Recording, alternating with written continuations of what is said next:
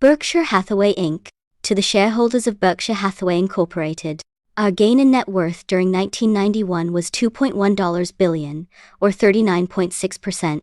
Over the last 7 years, that is, since present management took over, our per-share book value has grown from $19 to $6,437, or at a rate of 23.7% compounded annually.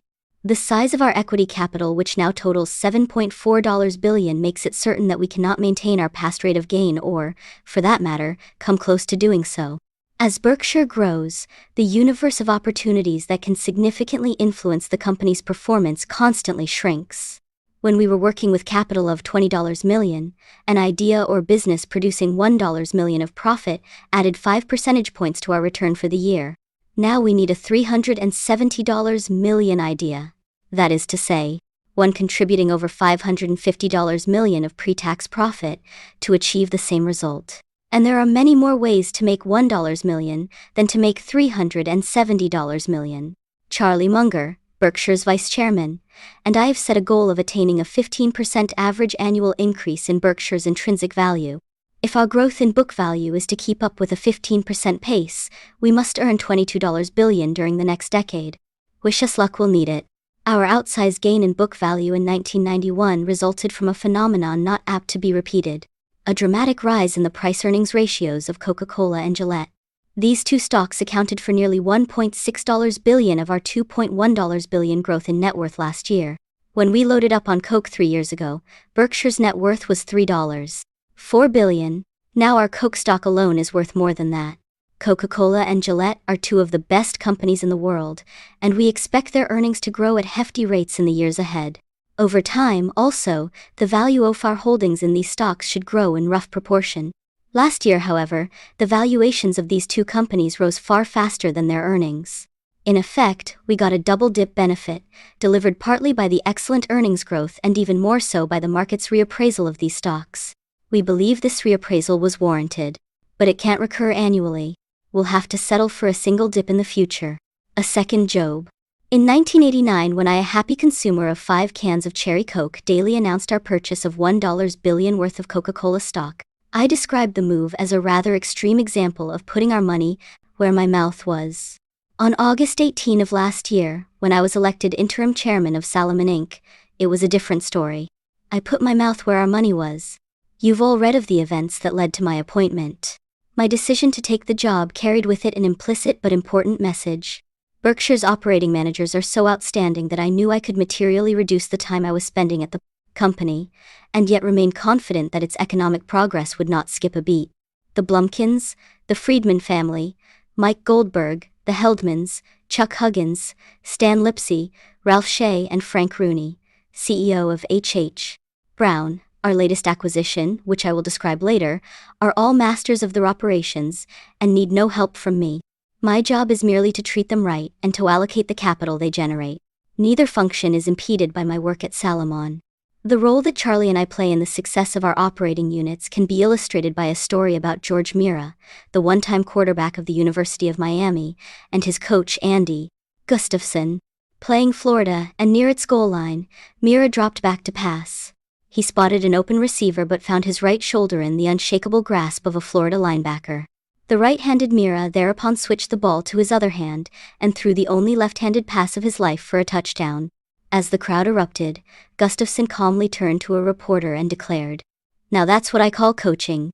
Given the managerial stars we have at our operating units, Berkshire's performance is not affected if Charlie or I slip away from time to time. You should note, however, the interim in my Salomon title. Berkshire is my first love, and one that will never fade. At the Harvard Business School last year, a student asked me when I plan to retire, and I replied, about 5 to 10 years after I die. Sources of reported earnings. The table below shows the major sources of Berkshire's reported earnings.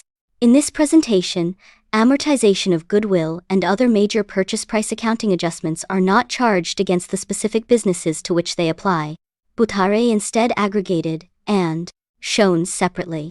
This procedure lets you view the earnings of our businesses as they would have been reported had we not purchased them. I've explained in past reports why this form of presentation seems to us to be more useful to investors and managers than one utilizing generally accepted accounting principles, GAAP, which require purchase price adjustments to be made on a business-by-business basis. The total net earnings we show in the tabular, of course identical to the GAAP total in our audited financial statements. A large amount of additional information about these businesses is given on pages 3, 4, 7, where you also will find our segment earnings reported on a GAAP basis. However, we will not in this letter discuss each of our non-insurance operations, as we have in the past. Our businesses have grown in number and will continue to grow, so it now makes sense to rotate coverage, discussing one or two in detail each year. Asterisk excludes interest expense of Scott Fetzer Financial Group and Mutual Savings and Loan. Look-through earnings. We've previously discussed look-through earnings, which consist of 1. The operating earnings reported in the previous section plus 2. The retained operating earnings of major investees that, under GAAP accounting, are not reflected in our profits, less 3. An allowance for the tax that would be paid by Berkshire if these retained earnings of investees had instead been distributed to us. I've told you that over time look-through earnings must increase at about 15% annually if our intrinsic business value is to grow at that rate. Indeed, since present management took over in 1965, our look-through earnings have grown at almost the identical 23% rate of gain recorded for book value. Last year, however, our look-through earnings did not grow at all but rather declined by 14%. To an extent, the decline was precipitated by two forces that I discussed in last year's report, and that I warned you would have a negative effect in look-through earnings. First, I told you that our media earnings, both direct and look-through, were sure to decline, and they in fact did. The second force came into play on April 1, when the call of our Gillette preferred stock required us to convert it into common. The after-tax earnings in 1990 from our preferred had been about $45 million, an amount somewhat higher than the combination in 1991 of 3 months of dividends on our preferred plus 9 months of look-through earnings on the common. Two other outcomes that I did not foresee also hurt look-through earnings in 1991. First, we had a break-even result from our interest in Wells Fargo. Dividends received from the company were offset by negative retained earnings. Last year I said that such a result at Wells was a low-level possibility, not a likelihood. Second, we recorded significantly lower, though still excellent, insurance profits. The following table shows you how we calculate look-through earnings, although we warn you that the figures are necessarily very rough. The dividends paid to us by these investees have been included in the operating earnings itemized on page 6, mostly under Insurance Group, net investment income, net of minority interest at Wesco. For the 9 months after Berkshire converted its preferred on April 3, we also believe that investors can benefit by focusing on their own look-through earnings. To calculate these, they should determine the underlying earnings attributable to the shares they hold in their portfolio and total these. The goal of each investor should be to create a portfolio, in effect, a company, that will deliver him or her the highest possible look-through earnings a decade or so from now. An approach of this kind will force the investor to think about long-term business prospects rather than short-term stock market prospects, a perspective likely to improve results. It's true, of course, that in the long run, the scoreboard for investment decisions is market price.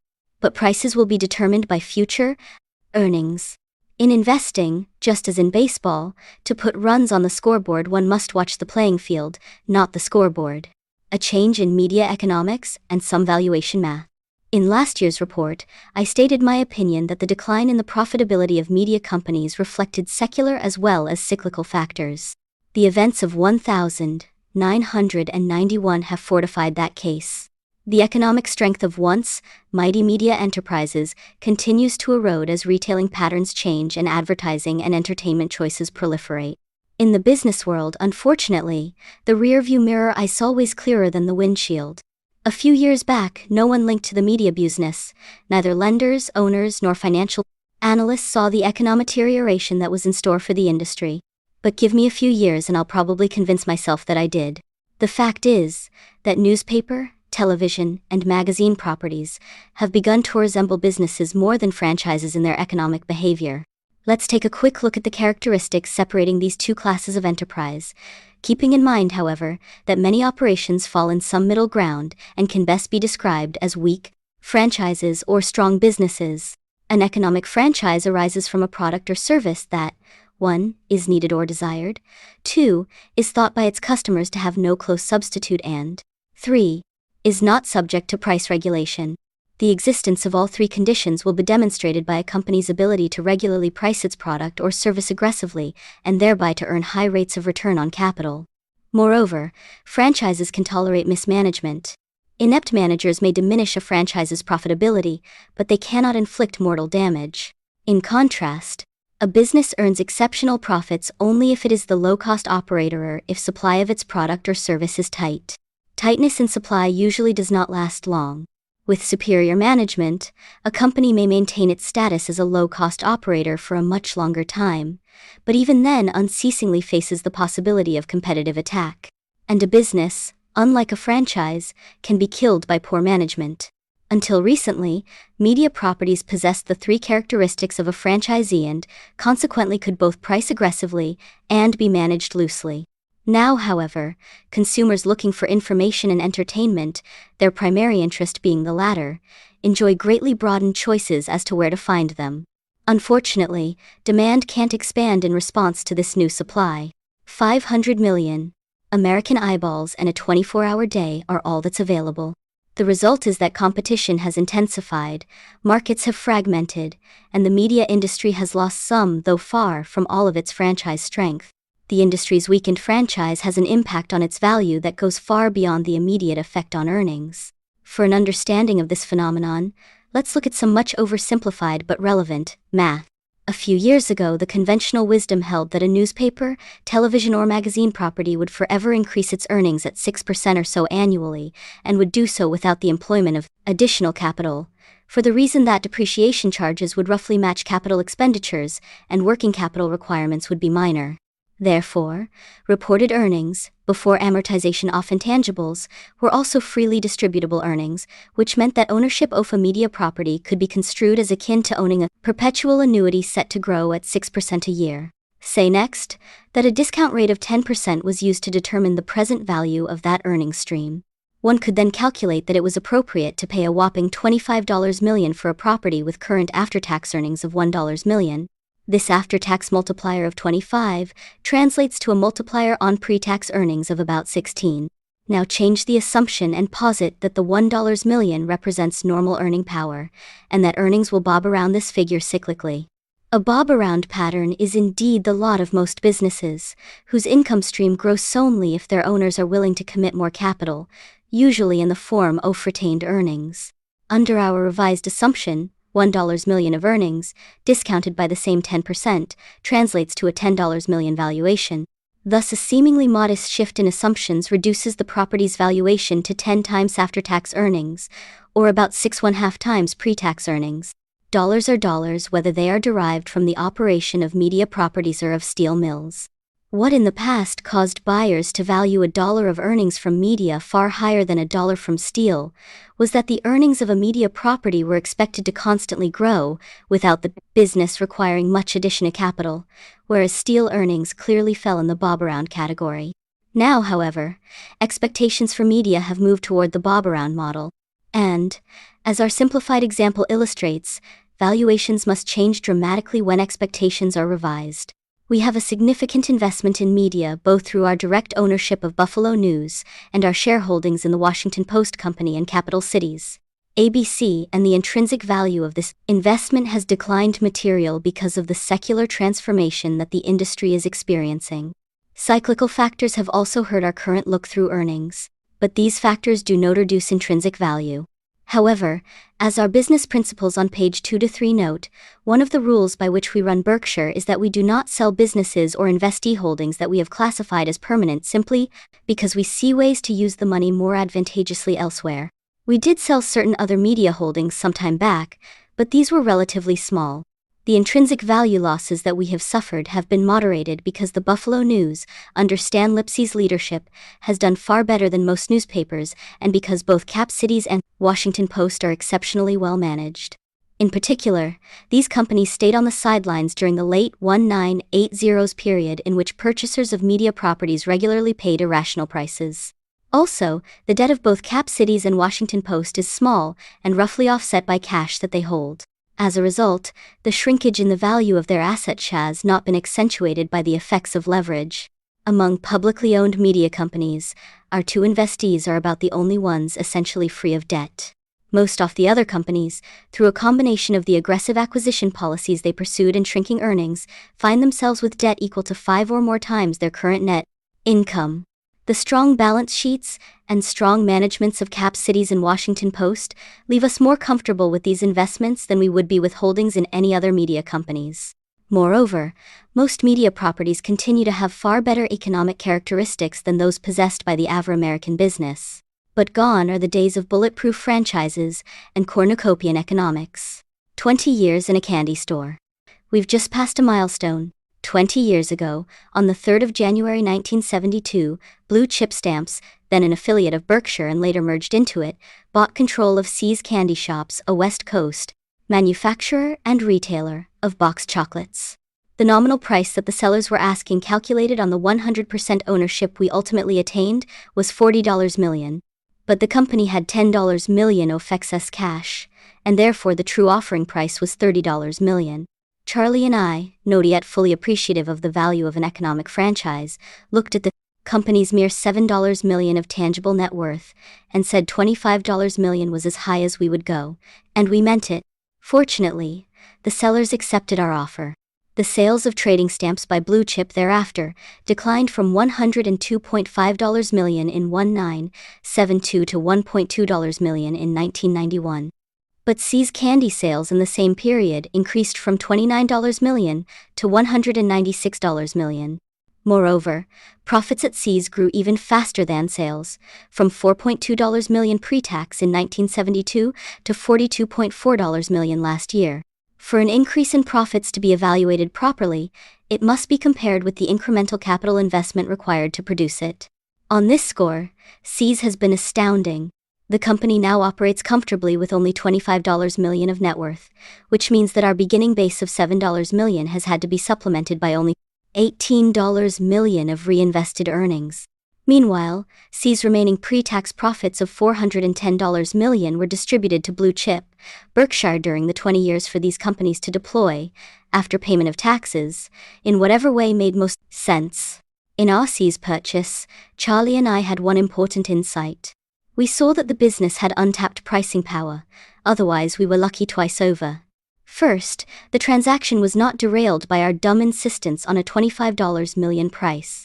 Second, we found Chuck Huggins, then See's executive vice president, whom we instantly put in charge. Both our business and personal experiences with Chuck have been outstanding. One example. When the purchase was made, we shook hands with Chuck on a compensation arrangement conceived in about 5 minutes and never reduced to a written contract that remains unchanged to this day. In 1991, See's sales volume, measured in dollars, matched that of 1,990. In pounds, however, volume was down 4%. All of that slippage took place in the last 2 months of the year, a period that normally produces more than 80% of annual profits.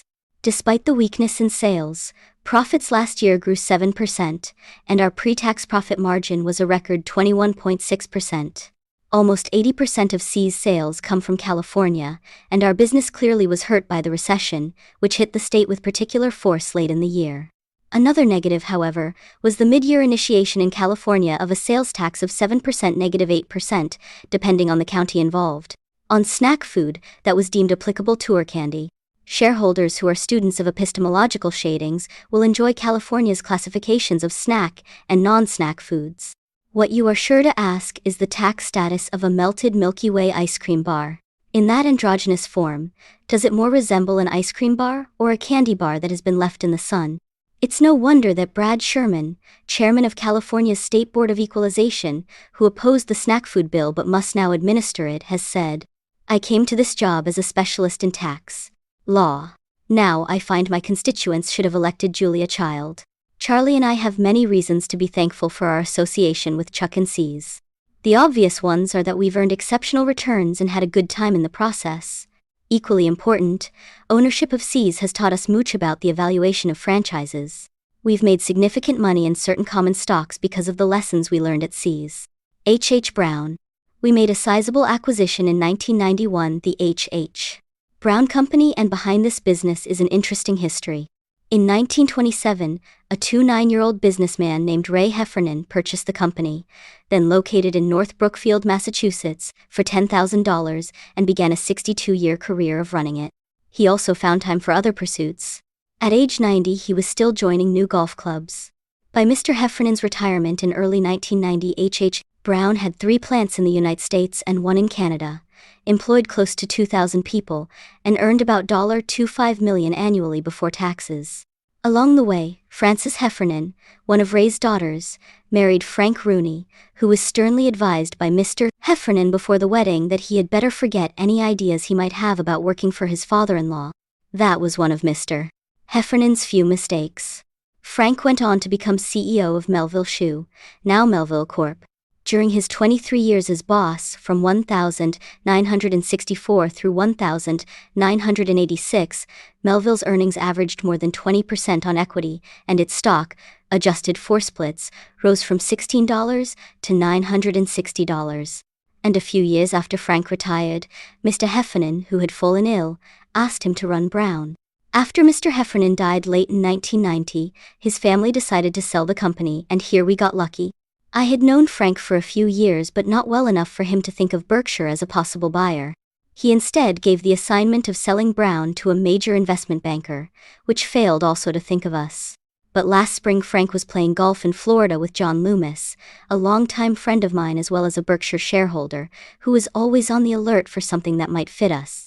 Hearing about the impending sale of Brown, John told Frank that the company should be right up Berkshire's alley, and Frank promptly gave me a call. I thought right away that we would make a deal, and before long it was done.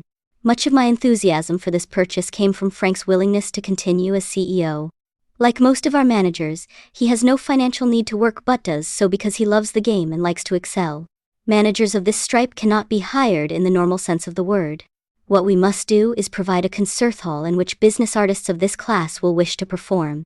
Brown, which by the way, has no connection to Brown Shoe of Street Louis, is the leading North American manufacturer of work shoes and boots, and it has a history of earning unusually fine margins on sales and assets.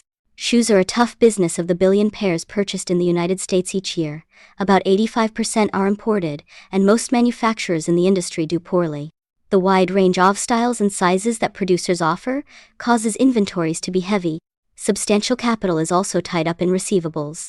In this kind of environment, only outstanding managers like Frank and the group developed by Mr. Heffernan can prosper. A distinguishing characteristic of H.H. Brown is one of the most unusual compensation systems I've encountered, but one that warms my heart. A number of key managers are paid an annual salary of $7,800, to which is added a designated percentage of the profits of the company, after these are reduced by a charge for capital employed. These managers therefore truly stand in the shoes of owners. In contrast, most managers talk the talk but don't walk the walk, choosing instead to employ compensation systems that are long on carrots but short on sticks, and that, almost invariably, treat equity capital as if it were cost-free.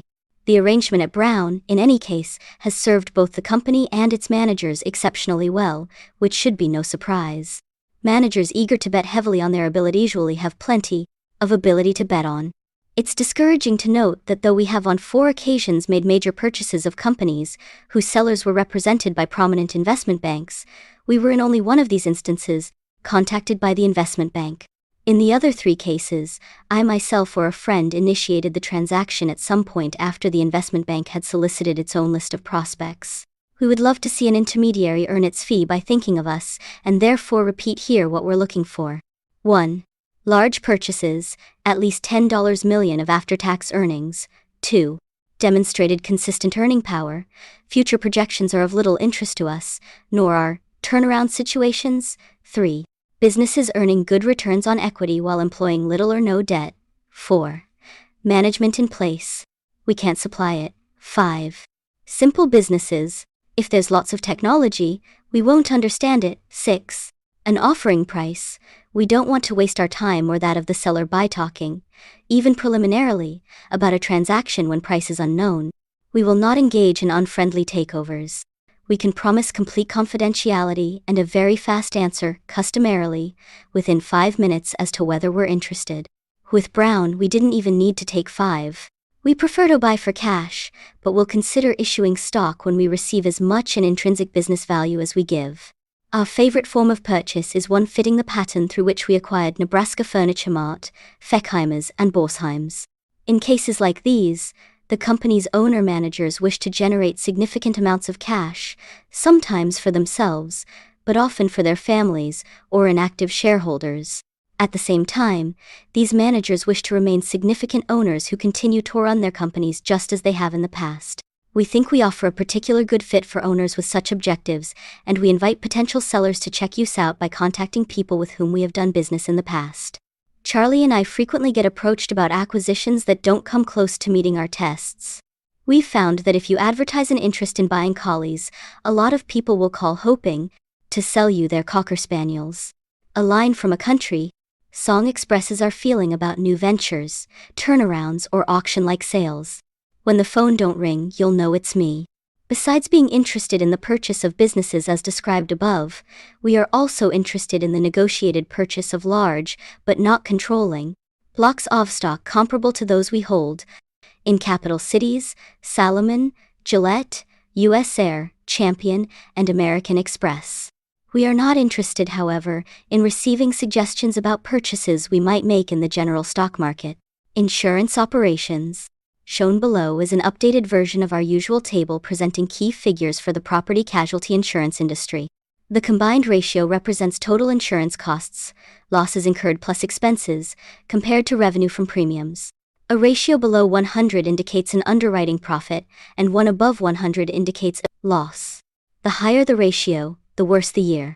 When the investment income that an insurer earns from holding policyholders' funds, the float, is taken into account, a combined ratio in the 107-111 range typically produces an overall break-even result, exclusive of earnings on the funds provided by shareholders. For the reasons laid out in previous reports, we expect the industry's incurred loss to grow at close to 10% annually, even in periods when general inflation runs considerably lower. Over the last 25 years, incurred losses have in reality grown at a still faster rate, 11%. If premium growth meanwhile materially lags that 10% rate, underwriting losses will mount. However, the industry's tendency to under-reserve when business turns bad may obscure the picture for a time, and that could well describe the situation last year. Though premiums did not come close to growing 10%, the combined ratio failed to deteriorate as I had expected, but instead slightly improved. Loss reserve data for the industry indicate that there is reason to be skeptical of that outcome, and it may turn out that 1,991's ratio should have been worse than was reported. In the long run, of course, trouble awaits managements that paper over operating problems with accounting maneuvers. Eventually, managements of this kind achieve the same result as the seriously ill patient who tells his doctor, "I can't afford the operation, but would you accept a small payment to touch up the X-rays?" Berkshire's insurance business has changed in ways that make combined ratios, our own or the industry's, largely irrelevant to our performance. What counts with us is the cost of funds developed from insurance, or in the vernacular, the cost off float. Float which we generate in exceptional amounts is the total of loss reserves, loss adjustment expense reserves, and unearned premium reserves minus agents' balances, prepaid acquisition costs, deferred charges applicable to assumed reinsurance. And the cost of float is measured by our underwriting loss. The table below shows our cost of float since we entered the business in 1967. As you can see, our cost of funds in 1991 was well below the U.S. government's cost on newly issued long-term bonds. We have in fact beat the government's rate in 20 of the 25 years we have been in the insurance business, often by a wide margin. We have over that time also substantially increased the amount of funds we hold, which counts as a favorable development, but only because the cost of funds has been satisfactory. Our float should continue to grow. The challenge will be to garner these funds at a reasonable cost. Berkshire continues to be a very large writer, perhaps the largest in the world of supercat insurance, which is coverage that other insurance companies buy to protect themselves against major, catastrophic losses. Profits in this business are enormously volatile.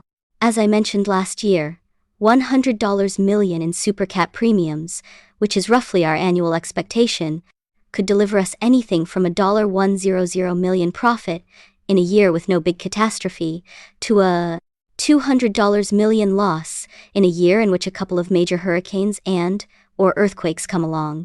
We price this business expecting to pay out, over the long term, about 90% of the premiums we receive. In any given year, however, we are likely to appear either enormously profitable or enormously unprofitable. That is true, in part, because GAAP accounting does not allow us to set up reserves in the catastrophe-free years for losses that are certain to be experienced in other years.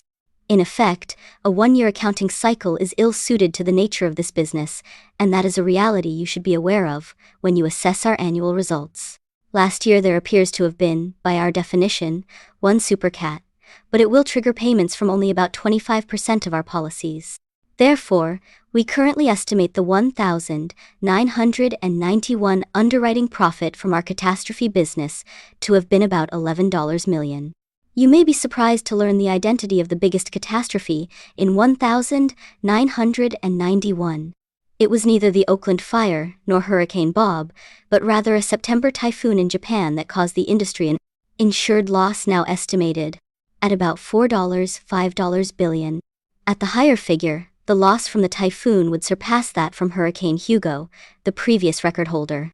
Insurers will always need huge amounts of reinsurance protection for marine and aviation disasters, as well as for natural catastrophes.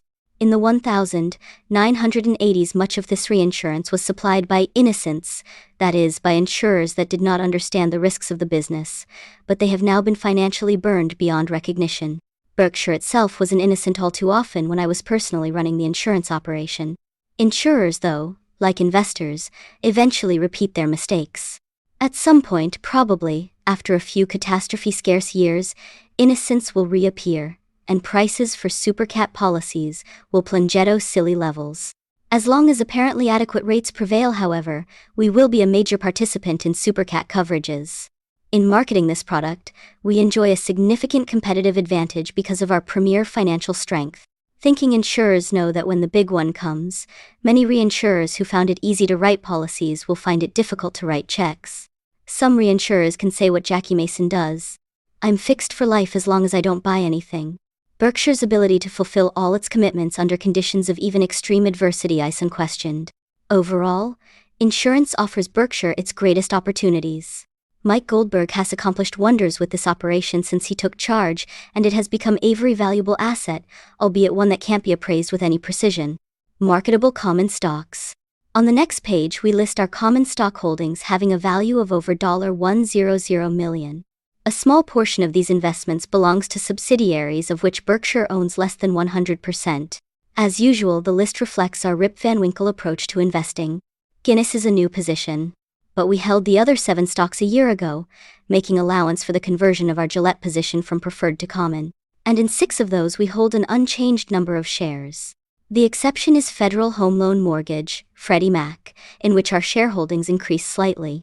Our stay-put behavior reflects our view that the stock market serves as a relocation center at which money is moved from the active to the patient. With tongue only partly in check, I suggest that recent events indicate that the much-maligned idle rich have received a bad rap. They have maintained or increased their wealth while many of the energetic rich, aggressive real estate operators, corporate acquirers, oil drillers, etc., have seen their fortunes disappear. Our Guinness holding represents Berkshire's first significant investment in a company domiciled outside the United States. Guinness, however, earns its money in much the same fashion as Coca-Cola and Gillette US-based companies that garner most of their profits from international operations. Indeed, in the sense of where they earn their profits, continent by continent, Coca-Cola and Guinness display strong similarities. But you'll never get their drinks confused, and your chairman remains unmovably in the Cherry Coke camp. We continually search for large businesses with understandable, enduring and mouth-watering economics that are run by able and shareholder-oriented managements. This focus doesn't guarantee results. We both have to buy at a sensible price and get business performance from our companies that validates our assessment. But this investment approach, searching for the superstars, offers user-only chance for real success. Charlie and I are simply not smart enough, considering the large sums we work with, to get great results by adroitly buying and selling portions of far from great businesses. Nor do we think many others can achieve long-term investment success by flitting from flower to flower. Indeed, we believe that according the name investors to institutions that trade actively is like calling someone who repeatedly engages in one-night stands a romantic. If my universe of business possibilities was limited, say, to private companies in Omaha, I would first try to assess the long-term economic characteristics of each business. Second, assess the quality of the people in charge of running it. And third, try to buy into a few of the best operations at a sensible price. I certainly would not wish to own an equal part of every business in town. Why then should Berkshire take a different tack when dealing with the larger universe of public companies? And since finding great businesses and outstanding managers is so difficult, why should we discard proven products? I was tempted to say, the real thing. Our motto is, if at first you do succeed, quit trying. John Maynard Keynes, whose brilliance as a practicing investor matched his brilliance in thought, wrote a letter to a business associate, F. C. Scott, on August 1934 that says it all. As time goes on, I get more and more convinced that the right method in investment is to put fairly large sums into enterprises which one thinks one knows something about, and in the management of which one thoroughly believes. It is a mistake to think that one limits one's risk by spreading too much between enterprises about which one knows little and has no reason for special confidence. One's knowledge and experience are definitely limited, and there are seldom more than 2 or 3 enterprises at any given time in which I personally feel myself entitled to put full confidence. Mistake du jour. In the 1989 annual report, I wrote about mistakes of the first 25 years and promised you an update in 2015. My experiences in the first few years of this second semester indicate that my backlog of matters to be discussed will become unmanageable if I stick to my original plan. Therefore, I will occasionally unburden myself in these pages in the hope that public confession may deter further bumblings. Postmortems prove useful for hospitals and football teams. Why not for businesses and investors? Typically, our most egregious mistakes fall in the omission rather than the commission category. That may spare Charlie and me some embarrassment, since you don't see these errors, but their invisibility does not reduce their cost. In this mea culpa, I am not talking about missing out on some company that depends upon an esoteric invention, such as Xerox, high technology, Apple, or even brilliant merchandising, Walmart. We will never develop the competence to spot such businesses early. Instead, I refer to business situations that Charlie and I can understand, and that seem clearly attractive, but in which we nevertheless end up sucking our thumbs rather than buying. Every writer knows it helps to use striking examples, but I wish the one I now present wasn't quite so dramatic. In early 1988, we decided to buy 30 million shares, adjusted for a subsequent split of Federal National Mortgage Association, Fannie Mae, which would have been a $350, $400 million investment. We had owned the stock some years earlier and understood the company's business. Furthermore, it was clear to us that David Maxwell, Fannie Mae's CEO, had dealt superbly with some problems that he had inherited and had established the company as a financial house with the best yet to come.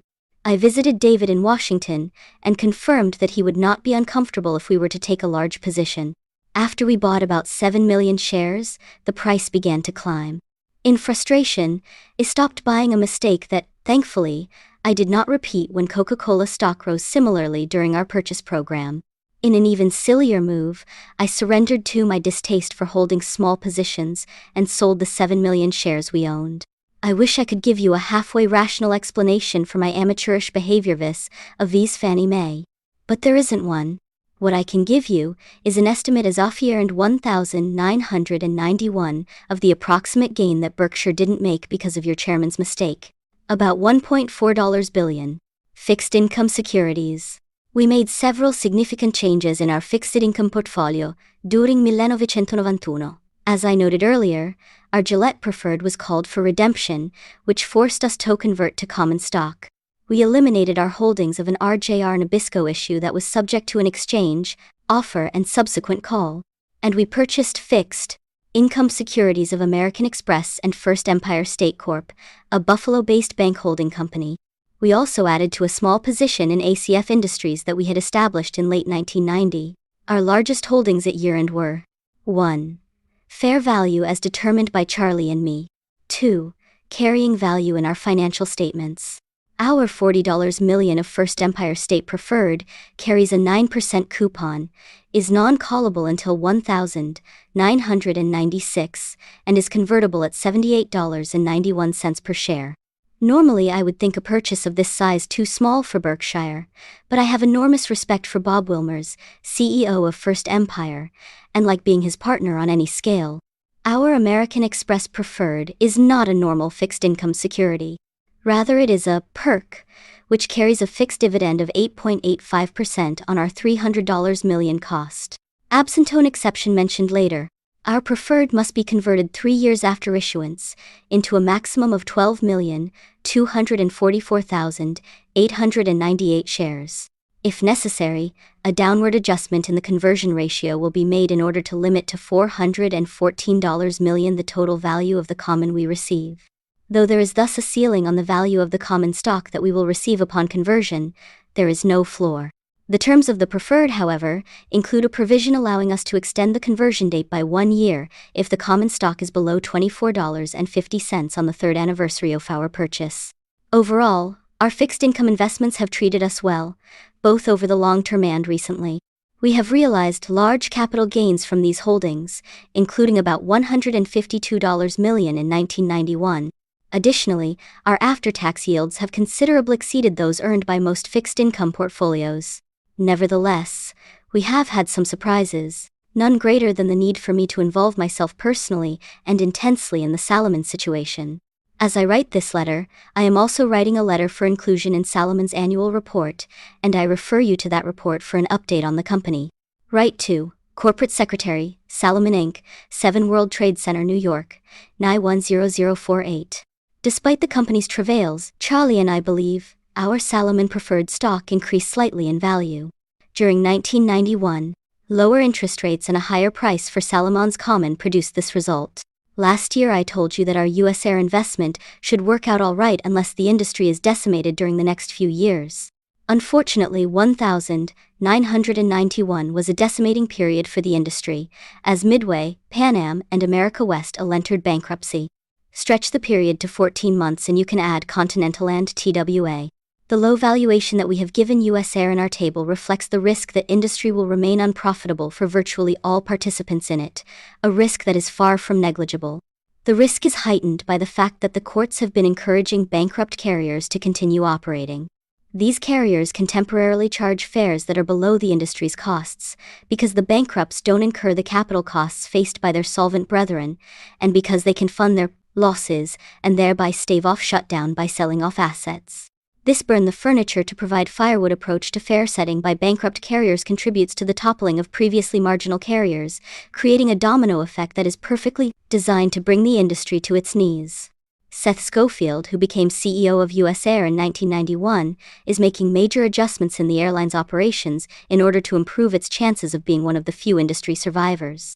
There is no tougher job in corporate America than running an airline. Despite the huge amounts of equity capital that have been injected into it, the industry, in aggregate, has posted a net loss since its birth after Kitty Hawk. Airline managers need brains, guts, and experience, and Seth possesses all 3 of these attributes. Michel Lanius, about 97.7% of all eligible shares participated in Berkshire's 1991 Shareholder Designated Contributions Program. Contributions made through the program were $6.8 million, and 2,630 charities were recipients. We suggest that new shareholders read the description of our Shareholder Designated Contributions Program that appears on pages 48 to 49. To participate in future programs, you must make sure your shares are registered in the name of the actual owner, not in the nominee name of a broker, bank, or depository. Shares not so registered on the 31st of August 1992 will be ineligible for the 1992 program. In addition to the shareholder designated contributions that Berkshire distributes, managers of our operating businesses make contributions, including merchandise, averaging about $1.5 million annually. These contributions support local charities, such as the United Way, and produce roughly commensurate benefits for our businesses.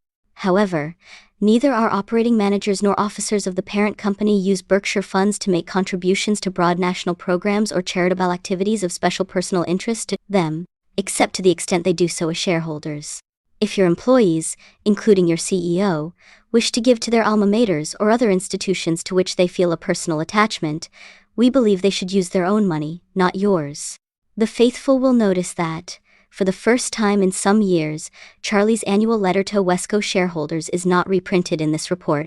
Since his letter is relatively bare-bones this year, Charlie said he saw no point in including it in these pages. My own recommendation, however, is that you get a copy of the Wesco report. Simply write, Corporate Secretary, Wesco Financial Corporation, 315 East Colorado Boulevard, Pasadena, CA 90, y 1101. Malcolm G. Chase, Jr., now 88, has decided not to stand for election as a director this year, but the association of the Chase family with Berkshire will not end. Malcolm III, Kim, Malcolm's son, will be nominated to replace him. In 1931, Malcolm went to work for Berkshire Fine Spinning Associates, which merged with Hathaway Manufacturing Co. in 1955 to form our present company.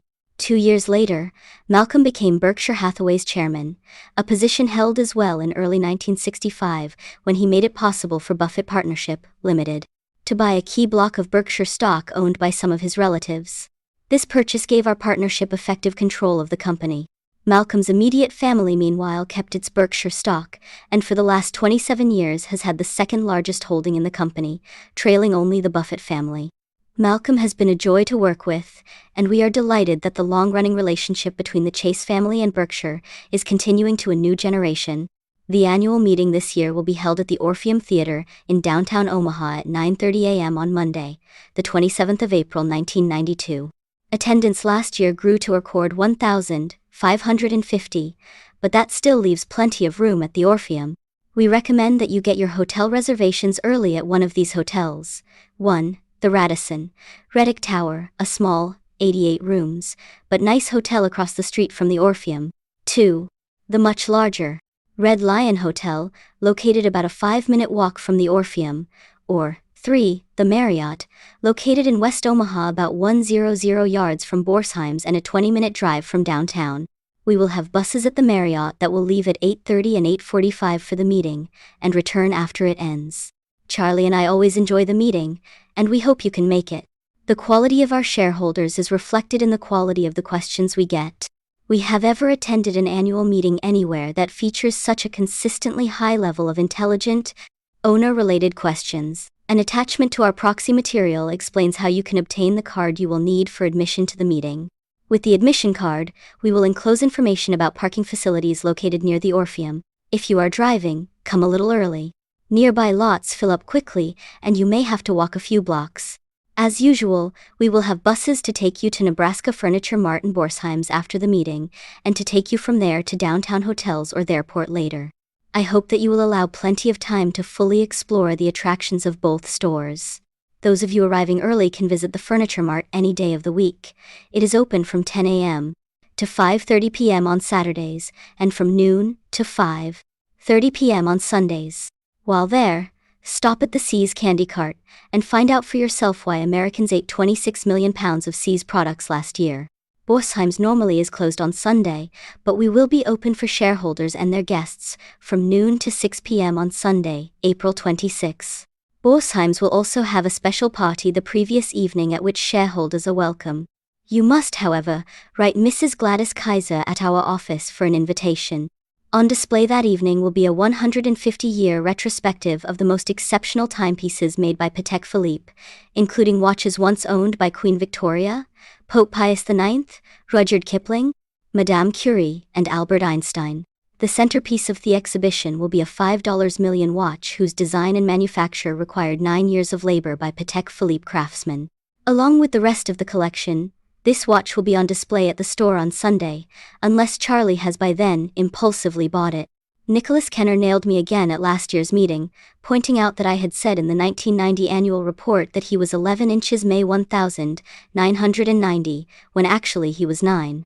So, asked Nicholas rather caustically, if you can't get that straight, how do I know the numbers in the back, the financials are correct? I'm still searching for a snappy response. Nicholas will be at this year's meeting. He spurned my offer of a trip to Disney World on that day, so join us to watch a continuation of this lopsided battle of wits. The 28th, of February 1992. Warren E. Buffett, Chairman of the Board, Berkshire Hathaway Inc. To the shareholders of Berkshire Hathaway Incorporated, our per-share book value increased 20.3% during 1992. Over the last 28 years, that is, since present management took over, book value has grown from $19 to $7,745, or at a rate of 23.6% compounded annually. During the year, Berkshire's net worth increased by $1.52 billion. More than 98% of this gain came from earnings and appreciation of portfolio securities, with the remainder coming from the issuance of new stock. These shares were issued as a result of our calling our convertible debentures for redemption on the 4th of January 1993, and of some holders electing to receive common shares rather than the cash that was their alternative. Most holders of the debentures who converted into common waited until January to do it, but a few made the move in December, and therefore received shares in 1992. To sum up what happened to the $476 million of bonds we had outstanding, $25 million were converted into shares before year-end, $46 million were converted in January, and $405 million were redeemed for cash. The conversions were made at $11,719 per share, so altogether we issued 6,106 shares. Berkshire now has 1,152,547 shares outstanding. That compares, you will be interested to know, to 1,137,778 shares outstanding on the 1st of October 1964, the beginning of the fiscal year during which Buffett Partnership Limited acquired control of the company. We have a firm policy about issuing shares of Berkshire, doing so only when we receive as much value as we give. Equal value, however, has not been easy to obtain, since we have always valued our shares highly. So be it. We wish to increase Berkshire's size only when doing that also increases the wealth of its owners. Those two objectives do not necessarily go hand in hand, as an amusing but value-destroying experience in our past illustrates. On that occasion, we had a significant investment in a bank whose management was hell-bent on expansion. Aunt Thale.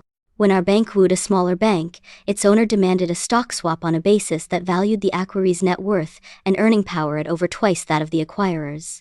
Our management, visibly in heat, quickly capitulated. The owner of the acquiree then insisted on one other condition. "You must promise me," he said in effect, "that once our merger is done and I have become a major shareholder, you'll never again make a deal this dumb. You will remember that our goal is to increase our per-share intrinsic value, for which our book value is a conservative, but useful, proxy at a 15% annual rate. This objective, however, cannot be attained in a smooth manner. Smoothness is particularly elusive because of the accounting rules that apply to the common stocks owned by our insurance companies, whose portfolios represent a high proportion of Berkshire's net worth. Since 1979, generally accepted accounting principles, GAAP, have required that these securities be valued at their market prices, less an adjustment for tax on any net unrealized appreciation, rather than at the lower of cost or market. Run-of-the-mill fluctuations in equity prices therefore cause our annual results to gyrate, especially in comparison to those of the typical industrial company. To illustrate just how volatile our progress has been, and to indicate the impact that market movements have on short-term results, we show on the facing page our annual change in per-share net worth and compare it with the annual results, including dividends, of the S&P 500. You should keep at least 3 points in mind as you evaluate this data. The first point concerns the many businesses we operate whose annual earnings are unaffected by changes in stock market valuations. The impact of these businesses in both our absolute and relative performance has changed over the years. Early on, returns from our textile operation, which then represented a significant portion of our net worth, were a major drag on performance, averaging far less than would have been the case if money invested in that business had instead been invested in the S&P 500. In more recent years, as we assembled our collection of exceptional businesses run by equally exceptional managers, the returns from our operating businesses have been high, usually well in excess of the returns achieved by the S&P. A second important factor to consider, and one that significantly hurts our relative performance, is that both the income and capital gains from our securities are burdened by a substantial corporate tax liability, whereas the S&P returns are pre-tax. To comprehend the damage, imagine that Berkshire had owned nothing other than the S&P index during the 28-year period covered. In that case, the tax bite would have caused our corporate performance to be appreciably below the record shown in the table for the S&P. Under present tax laws, a gain for the S&P of 18% delivers a corporate holder of that index a return well short of 13%. And this problem would be intensified if corporate tax rates were to rise. This is a structural disadvantage we simply have to live with. There is no antidote for it. The third point incorporates two predictions. Charlie Munger, Berkshire's vice chairman and my partner, and I are virtually certain that the return over the next decade from an investment in the S&P index will be far less than that of the past decade, and we are dead certain that the drag exerted by Berkshire's expanding capital base will substantially reduce our historical advantage relative to the index. Making the first prediction goes somewhat against our grain. We've long felt that the only value of stock forecasters is to make fortune tellers look good. Even now, Charlie and I continue to believe that short-term market forecasts are poison and should be kept locked up in a safe place, away from children and also from grown-ups who behave in the market like children. However, it is clear that stocks can forever overperform their underlying businesses, as they have so dramatically done for some time, and that fact makes us quite confident of our forecast that their rewards from investing in stocks over the next decade will be significantly smaller than they were in the last. Our second conclusion, that an increased capital base will act as an anchor on our relative performance, seems incontestable. The only open question is whether we can drag the anchor along at some tolerable, though slowed, pace. We will continue to experience considerable volatility in our annual results. That's assured by the general volatility of the stock market, by the concentration of our equity holdings in just a few companies, and by certain business decisions we have made, most especially our move to commit large resources to supercatastrophe insurance. We not only accept this volatility but welcome it. A tolerance for short-term swings improves our long-term prospects. In baseball lingo, our performance yardstick is slugging percentage, not batting average. The Salomon Interlude. Last June, I stepped down as interim chairman of Salomon Inc. after 10 months in the job. You can tell from Berkshire's 1,991 to 92 results that the company didn't miss me while I was gone. But the reverse isn't true.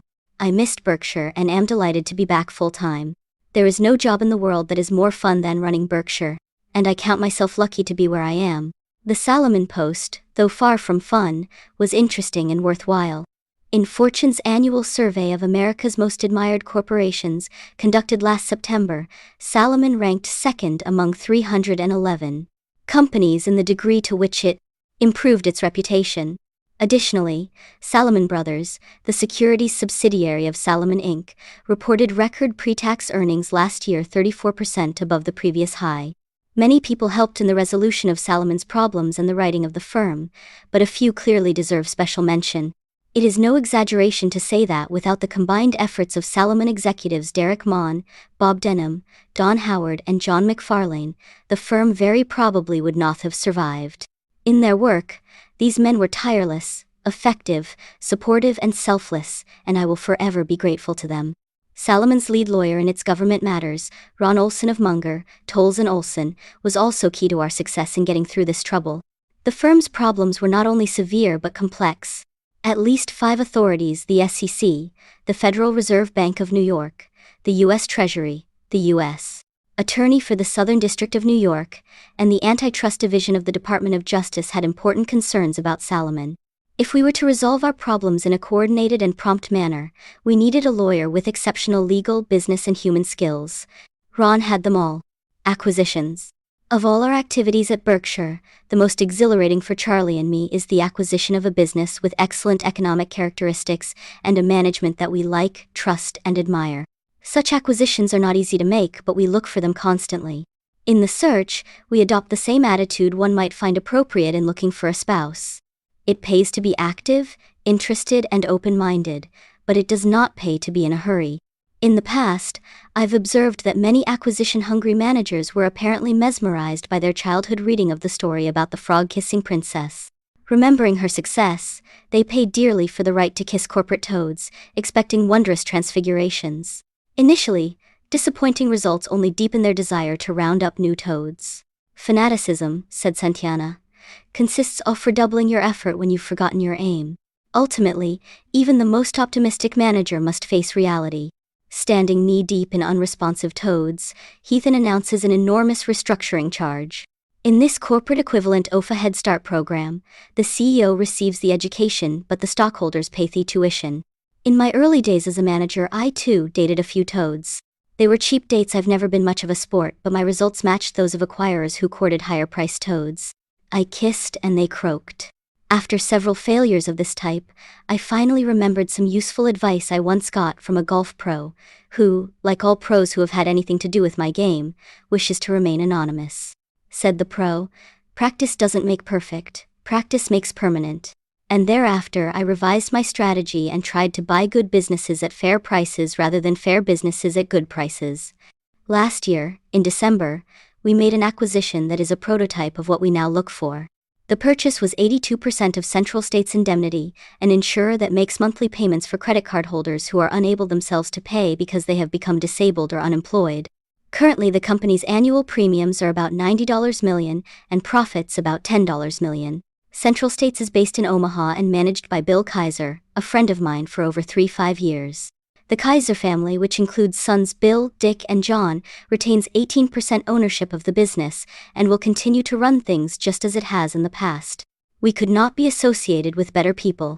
Coincidentally, this latest acquisition has much in common with our first, made 6 years ago. At that time, we purchased another Omaha insurer, National Indemnity Company, along with a small sister company from Jack Ringwalt, another longtime friend. Jack had built the business from scratch and, as was the case with Bill Kaiser, thought of me when he wished to sell. Jack's comment at the time, "If I don't sell the company, my executor will, and I'd rather pick the home for it." National Indemnity was an outstanding business when we bought it and continued to be under Jack's management.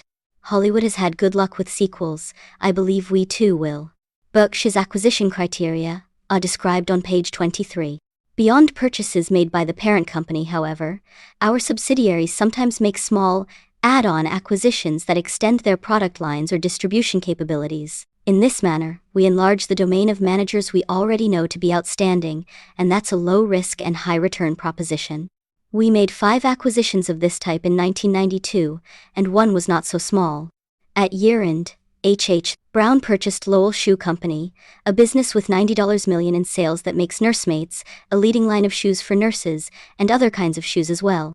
Our operating managers will continue to look for add-on opportunities, and we would expect Thisto contribute modestly to Berkshire's value in the future. Then again, a trend has emerged that may make further acquisitions difficult. ThePrint Company made one purchase in 1991, buying H.H. Brown, which is run by Frank Rooney, who has 8 children. In 1992, our only deal was with Bill Kaiser, father of 9. It won't be easy to keep this string going in 1993. Sources of reported earnings. The table below shows the major sources of Berkshire's reported earnings. In this presentation, amortization of goodwill and other major purchase price accounting adjustments are not charged against the specific businesses to which they apply, but are instead aggregated and shown separately. This procedure lets you view the earnings of our businesses as they would have been reported had we not purchased them. I've explained in past reports why this form of presentation seems to us to be more useful to investors and managers than one utilizing GAAP, which requires purchase price adjustments to be made on a business-by-business basis. The total net earnings we show in the table are, of course, identical to the GAAP total in our audited financial statements. Asterisk excludes interest expense of Scott Fetzer Financial Group and Mutual Savings and Loan. Includes $22.5 million in 1992 and $5.7 million in 1991 of premiums paid on the early redemption of debt. A large amount of additional information about these businesses is given on pages 3747, where you will also find our segment earnings reported on a GAAP basis. Our goal is to give you all of the financial information that Charlie and I consider significant in making our own evaluation of Berkshire. Look-through earnings. We've previously discussed look-through earnings, which consist of 1. The operating earnings reported in the previous section plus 2. The retained operating earnings of major investees that, under GAAP accounting, are not reflected in our profits, less 3. An allowance for the tax that would be paid by Berkshire if these retained earnings of investees had instead been distributed to us. Though no single figure can be perfect, we believe that the look-through number more accurately portrays the earnings of Berkshire than does the GAAP number. I've told you that over time look-through earnings must increase at about 15% annually if our intrinsic business value is to grow at that rate. Our look-through earnings in 1992 were $604 million, and they will need to grow to more than $1.8 billion by the year 2000 if we are to meet that 15% goal. For us to get there, our operating subsidiaries and investees must deliver excellent performances, and we must exercise some skill in capital allocation as well. We cannot promise to achieve the $1.8 billion target. Indeed, we may not even come close to it, but it does guide our decision-making. When we allocate capital today, we are thinking about what will maximize look-through earnings in 2000. We do not, however, see this long-term focus as eliminating the need for us to achieve decent short-term results as well. After all, we were thinking long-range thoughts 5 or 10 years ago, and the moves we made then should now be paying off. If plantings made confidently are repeatedly followed by disappointing harvests, something is wrong with the farmer. Or, perhaps with the farm. Investors should understand that for certain companies, and even for some industries, there simply is no good long-term strategy. Just as you should be suspicious of managers who pump up short-term earnings by accounting maneuvers, asset sales and the like, so also should you be suspicious of those managers who fail to deliver, for extended periods, and blame it on their long-term focus. Even Alice, after listening to the Queen lecture her about jam tomorrow, finally insisted, "It must come sometimes to jam today." The following table shows you how we calculate look-through earnings, though we warn you that the figures are necessarily very rough. The dividends paid to us by these investees have been included in the operating earnings itemized on page 8, mostly under Insurance Group, Net Investment Income. Incorporated. 1. Net of minority interest at Wesco, calculated on average ownership for the year. 3. Excludes realized capital gains, which have been both recurring and significant. Insurance operations. Shown below is an updated version of our usual table presenting key figures for the property casualty insurance industry. The combined ratio represents total insurance costs, losses incurred plus expenses, compared to revenue from premiums. A ratio below 100 indicates an underwriting profit, and one above 100 indicates a loss. The higher the ratio, the worse the year.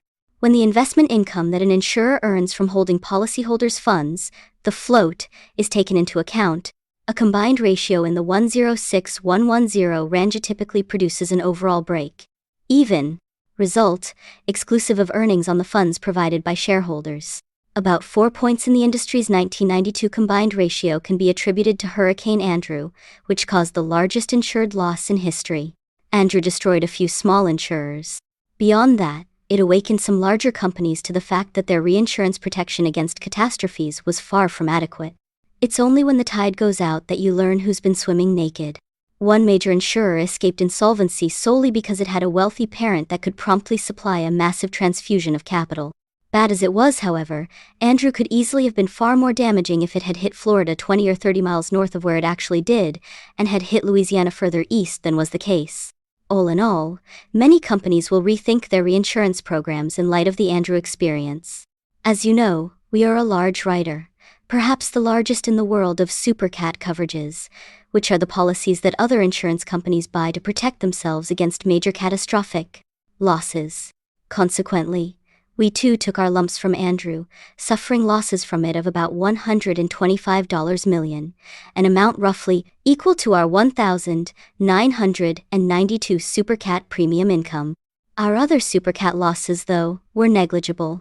This line of business therefore produced an overall loss of only $2 million for the year. In addition, our investee, Geico, suffered a net loss from Andrew after reinsurance recoveries and tax savings of about $50 million, of which our share is roughly $25 million. This loss did not affect our operating earnings, but did reduce our look-through earnings. In last year's report, I told you that I hoped that our supercat business would over time achieve a 10% profit margin, but I also warned you that in any given year the line was likely to be either enormously profitable or enormously unprofitable. Instead, both 1,991 and 1,992 have come in close to a break-even level. Nonetheless, I see these results as aberrations and stick with my prediction of huge annual swings in profitability from this business. Let me remind you of some characteristics of our SuperCat policies. Generally, they are activated only when two things happen. First, the direct insurer or reinsurer we protect must suffer losses of a given amount that's the policyholder's retention from a catastrophe. And second, industry-wide insured losses from the catastrophe must exceed some minimum level, which usually is $3 billion or more. In most cases, the policies we issue cover only a specific geographical area, such as a portion of the U.S., the entire U.S., or everywhere other than the U.S.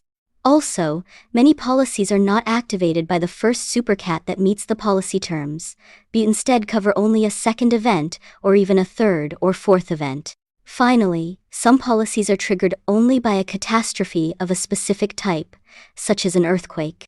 Our exposures are large. We have one policy that calls for us to pay $100 million to the policyholder if a specified catastrophe occurs. Now you know why I suffer eye strain from watching the Weather Channel. Currently, Berkshire is second in the U.S. property casualty industry in net worth, the leader being State Farm, which neither buys nor sells reinsurance. Therefore, we have the capacity to assume risk on a scale that interests virtually no other company. We have the appetite as well. As Berkshire's net worth and earnings grow, our willingness to write business increases also. But let me add that means good business. The saying, "A fool and his money are soon invited everywhere," applies in spades in reinsurance, and we actually reject more than 98% of the business we are offered. Our ability to choose between good and bad proposals reflects a management strength that matches our financial strength. Ajit Jain, who runs our reinsurance operation, is simply the best in this business. In combination, these strengths guarantee that we will stay a major factor in the SuperCat business so long as prices are appropriate. What constitutes an appropriate price, of course, is difficult to determine. Catastrophe insurers can't simply extrapolate past experience. If there is truly global warming, for example, the odds would shift, since tiny changes in atmospheric conditions can produce momentous changes in weather patterns. Furthermore, in recent years there has been a mushrooming of population and insured values in U.S. coastal areas that are particularly vulnerable to hurricanes, the number one creator of SuperCats. A hurricane that caused X dollars of damage 20 years ago could easily cost 10x now. Occasionally, also, the unthinkable happens. Who would have guessed, for example, that a major earthquake could occur in Charleston, SC? It struck in 1886, registered an estimated 6.6 on the Richter scale, and caused 60 deaths. And who could have imagined that our country's most serious quake would occur at New Madrid, Missouri, which suffered an estimated 8.7 shocker in 1812? By comparison, the 1989 San Francisco quake was a 7.1, and remember that each 1-point Richter increase represents a 10-fold increase in strength. Someday, a U.S. earthquake occurring far from California will cause enormous losses for insurers. When viewing our quarterly figures, you should understand that our accounting for SuperCat premiums differs from our accounting for other insurance premiums. Rather than recording our SuperCat premiums on a pro rata basis over the life of a Jeevan policy, we defer recognition of revenue until a loss occurs or until the policy expires. We take this conservative approach because the likelihood of SuperCats causing us losses is particularly great toward the end of the year. It is then that weather tends to kick up. Of the 10 largest insured losses in U.S. history, 9 occurred in the last half of the year. In addition, policies that are not triggered by a first event are unlikely, by their very terms, to cause us losses until late in the year. The bottom line effect of our accounting procedure for SuperCats is this. Large losses may be reported in any quarter of the year, but significant profits will only be reported in the fourth quarter. As I've told you in each of the last few years, what counts in our insurance business is the cost of funds developed from insurance, or in the vernacular, the cost off float. Float, which we generate in exceptional amounts, is the total of loss reserves, loss adjustment expense reserves, and unearned premium reserves minus agents' balances, prepaid acquisition costs, and deferred charges applicable to assumed reinsurance. The cost of float is measured by our underwriting loss. The table below shows our cost of float since we entered the business in 1967. Last year, our insurance operation again generated funds at a cost below that incurred by the U.S. government on its newly issued long-term bonds. This means that in 21 years, out of the 26 years we have been in the insurance business, we have beaten the government's rate, and often we have done so by a wide margin. If, on average, we didn't beat the government's rate, there would be no economic reason for us to be in the business. In 1992, as in previous years, National Indemnity's commercial auto and general liability business, led by Don Worster, and our home state operation, led by Rod Eldred, made excellent contributions to our low cost of float. Indeed, both of these operations recorded an underwriting profit last year, thereby generating float at a less than zero cost. The bulk of our float, meanwhile, comes from large transactions developed by Ajit. His efforts are likely to produce a further growth in float during 1993. Charlie and I continue to like the insurance business, which we expect to be our main source of earnings for decades to come. The industry is huge. In certain sectors we can compete worldwide, and Berkshire possesses an important competitive advantage. We will look for ways to expand our participation in the business, either indirectly as we have done through Geico, or directly as we did by acquiring Central States Indemnity. Common stock investments. Below, we list our common stock holdings having a value of over $100 million. A small portion of these investments belongs to subsidiaries, of which Berkshire owns less than 100%. Leaving aside splits, the number of shares we held in these companies changed during 1,992 inches, only 4 cases. We added moderately to our holdings in Guinness and Wells Fargo, we more than doubled our position in Freddie Mac, and we established a new holding in General Dynamics. We like to buy. Selling, however, is a different story. There, our pace of activity resembles that forced upon a traveler who found himself stuck in tiny Podunk's only hotel. With no TV in his room, he faced an evening of boredom. But his spirits soared when he spied a book on the night table entitled, Things to Do in Podunk. Opening it, he found just a single sentence. You're doing it. We were lucky in our General Dynamics purchase. I had paid little attention to the company until last summer, when it announced it would repurchase about 30% off its shares by way of a Dutch tender. Seeing an arbitrage opportunity, I began buying the stock for Berkshire, expecting to tender our holdings for a small profit. We've made the same sort of commitment perhaps a half dozen times in the last few years, reaping decent rates of return for the short periods our money has been tied up. But then, I began studying the company and the accomplishments of Bill Anders in the brief time he'd been CEO. And what I saw made my eyes pop. Bill had a clearly articulated and rational strategy. He had been focused and imbued with a sense of urgency in carrying it out, and the results were truly remarkable. In short order, I dumped my arbitrage thoughts and decided that Berkshire should become a long-term investor with Bill. We were helped in gaining a large position by the fact that a tender greatly swells the volume of trading in a stock. In a 1-month period, we were able to purchase 14% of the General Dynamics shares that remained outstanding after the tender was completed. Our equity investing strategy remains little changed from what it was 15 years ago, when we said in the 1977 annual report, we select our marketable equity securities in much the way we would evaluate a business for acquisition in its entirety.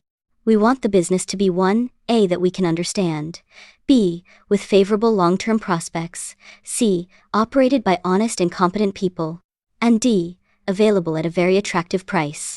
We have seen cause to make only one change in this creed. Because of both market conditions and our size, we now substitute an attractive price for a very attractive price. But how, you will ask, does one decide what's attractive? In answering this question, most analysts feel they must choose between 2 approaches customary thought to be in opposition: value and growth. Indeed, many investment professionals see any mixing of the 2 terms as a form of intellectual cross-dressing. We view that as fuzzy thinking, in which, it must be confessed, I myself engaged some years ago. In our opinion, the 2 approaches are joined at the hip. Growth is always a component in the calculation of value, constituting a variable whose importance can range from negligible to enormous and whose impact can be negative as well as positive. In addition, we think the very term value investing is redundant. What is investing, if it is not the act of seeking value at least sufficient to justify the amount paid? Consciously paying more for a stock than its calculated value, in the hope that it can soon be sold for a still higher price, should be labeled speculation, which is neither illegal, immoral, nor in our view financially fattening. Whether appropriate or not, the term value investing is widely used. Typically, it connotes the purchase of stocks having attributes such as a low ratio of price to book value, a low price-earnings ratio, or a high dividend yield. Unfortunately, such characteristics, even if they appear in combination, are far from determinative as to whether an investor is indeed buying something for what it is worth, and is therefore truly operating on the principle of obtaining value in his investments. Correspondingly, opposite characteristics, a high ratio of price to book value, a high price-earnings ratio, and a low dividend yield, are in no way inconsistent with a value purchase. Similarly, business growth per se tells us little about value. It's true that growth often has a positive impact on value, sometimes one of spectacular proportions. But such an effect is far from certain. For example, investors have regularly poured money into the domestic airline business to finance profitless, or worse, growth. For these investors, it would have been far better if Orville had failed to get off the ground at Kitty Hawk. The more the industry has grown, the worse the disaster for owners.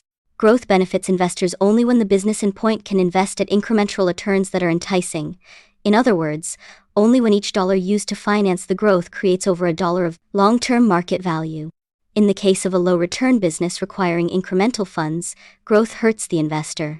In The Theory of Investment Value, written over 50 years ago, John Burr Williams set forth the equation for value, which we condense here. The value of any stock, bond, or business today is determined by the cash inflows and outflows discounted at an appropriate interest rate that can be expected to occur during the remaining life of the asset. Note that the formula is the same for stocks as for bonds. Even so, there is an important, and difficult to deal with, difference between the two. A bond has a coupon and maturity date that define future cash flows, but in the case of equities, the investment analyst must himself estimate the future coupons. Furthermore, the quality of management affects the bond coupon only rarely, chiefly when management is so inept or dishonest that payment of interest is suspended. In contrast, the ability of management can dramatically affect the equity coupons. The investment shown by the discounted flows of cash calculation to be the cheapest is the one that the investor should purchase irrespective of whether business grows or doesn't, displays volatility or smoothness in its earnings, or carries a high price or low in relation to its current earnings and book value. Moreover, though the value equation has usually shown equities to be cheaper than bonds, that result is not inevitable. When bonds are calculated to be the more attractive investment, they should be bought. Leaving the question of price aside, the best business to own is one that over an extended period can employ large amounts of incremental capital at very high rates of return. The worst business to own is one that must, or will, do the opposite, that is, consistently employ ever greater amounts of capital at very low rates of return. Unfortunately, the first type of business is very hard to find. Most high-return businesses need relatively little capital. Shareholders of such a business usually will benefit if it pays out most of its earnings in dividends or makes significant stock repurchases. Though the mathematical calculations required to evaluate equities are not difficult, an analyst, even one who is experienced and intelligent, can easily go wrong in estimating future coupons. At Berkshire, we attempt to deal with this problem in two ways. First, we try to stick to businesses we believe we understand. That means they must be relatively simple and stable in character. If a business is complex or subject to constant change, we're not smart enough to predict future cash flows. Incidentally, that shortcoming doesn't bother us. What counts for most people in investing is not how much they know, but rather how realistically they define what they don't know. An investor needs to do very few things right as long as he or she avoids big mistakes. Second, and equally important, we insist on a margin of safety in our purchase price. If we calculate the value of a common stock to be only slightly higher than its price, we're not interested in buying. We believe this margin of safety principle, so strongly emphasized by Ben Graham, to be the cornerstone of investment success.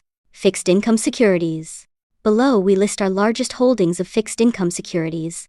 0 seconds omitted.